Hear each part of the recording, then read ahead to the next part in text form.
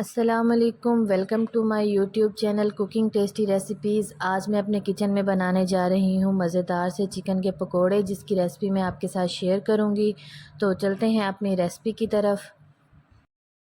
यहाँ पर एक बाउल में मैं ले लूँगी मीडियम साइज़ की प्याज, जिसको मैंने बिल्कुल बारीक क्रश कर लिया है और इसका पानी रिमूव कर लिया है। और इसके साथ ही इसके अंदर मैं लूँगी 2 अदद आलू, इनको भी मैंने क्रश कर लिया है और इनका भी पानी रिमूव कर लिया। 1 प्याली के करीब यहाँ पर मेरे पास बॉयल किया हुआ श्रेडेड चिकन है और इसके साथ ही इसमें मैंने 3 अदद सब्ज़ मिर्च काट कर डाल लिए हैं। इन सब चीज़ों को मैं अच्छे से मिक्स कर लूँगी और इसके बाद इसके अंदर डालूँगी स्पाइसेस में मेरे पास है ज़ीरा पाउडर 1 टेबलस्पून, सूखा धनिया पाउडर 1.5 टीस्पून।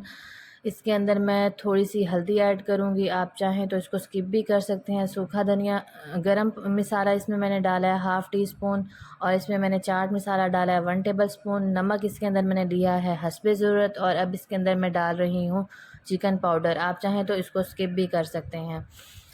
चीज़ों की क्वांटिटी आप अपने हिसाब से कम या ज़्यादा भी कर सकते हैं। इसके अंदर मैंने साबित ज़ीरा लिया है 1/2 टीस्पून और सुर्ख मिर्ची इसके अंदर मैंने पिसी हुई और कुटी हुई एक साथ ली है 2 टेबलस्पून। और इसके साथ ही इसके अंदर मैंने ऐड की है कसूरी मेथी और इन सब चीज़ों को भी मैं अच्छे से इस मिक्सचर में मिक्स कर लूँगी ताकि ये सब यकजान हो जाएँ। और इसके बाद इसके अंदर मैं डालूँगी 1/2 कप के करीब मेरे पास बेसन है, जिसको मैंने छान लिया था अच्छे से। और अब मैं इसको भी इसके साथ मिक्स कर लूँगी और इसको मैं अब गूँद लूँगी यखनी के साथ। जिस यखनी में मैंने चिकन बॉयल किया था उसको मैंने वेस्ट नहीं किया था, उसी के साथ ही मैं इसका मिक्सचर रेडी कर लूँगी। और ये देखें यहाँ पर मुझसे एक छोटा सा क्लिप मिस हो गया है, जिसके अंदर मैंने इसकी कंसिस्टेंसी रखी थी जैसे आप लोग बेसन के पकोड़ों के लिए रखते हैं, सेम वैसे ही। और इस तरह मैंने इनको ऑयल एक साइड पे गरम कर लिया था, उसके अंदर मैंने डाल लिए हैं। जैसे ही मेरे ये एक साइड से कुक हो जाएंगे तो मैं इनकी साइड चेंज कर दूंगी। मीडियम फ्लेम पर इनको पकाना है, हाई फ्लेम पर अगर हम बनाएंगे तो ये बहुत जल्दी डार्क हो जाएंगे और अंदर से कच्चे रह जाएंगे।